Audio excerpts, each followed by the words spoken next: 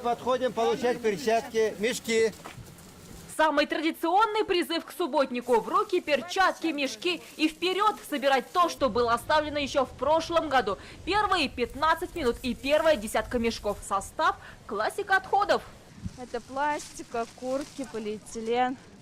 Конечно же, это очень долго разлагается, это ужасно. Бутылки вот из-под воды, вот такие бутылки, вот, смотрите, вот мусор какой. Бутылки из-под жидкости, которые доставали прямо из воды. Массовый субботник для экологов и активистов стартовал возле Голубого озера.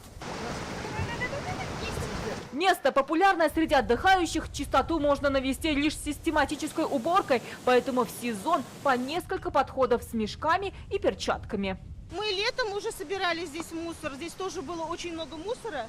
И вот выходили с жителями, собирали мусор. Обидно? Обидно, конечно, надо прибираться, нельзя мусор оставлять. Пригород – обычная лесопарковая зона и вроде напоминает обычную прогулку, если бы вот не такие вот мусорные мешки от большого субботника. В них, собственно, мусор, который здесь люди оставляют. Мне очень это обидно видеть, досадно, но мы и за руки ловим, все равно мы привлекаем. Но я думаю, пощады те, кто сбрасывает мусор, ну, ждать, наверное, не придется от нас.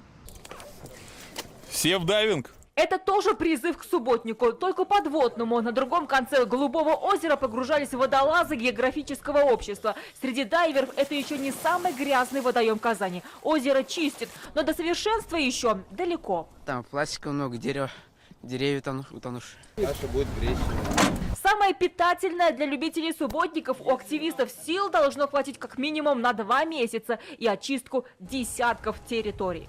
Альбина Минибаева, Игорь Романов, ТНВ, Казань.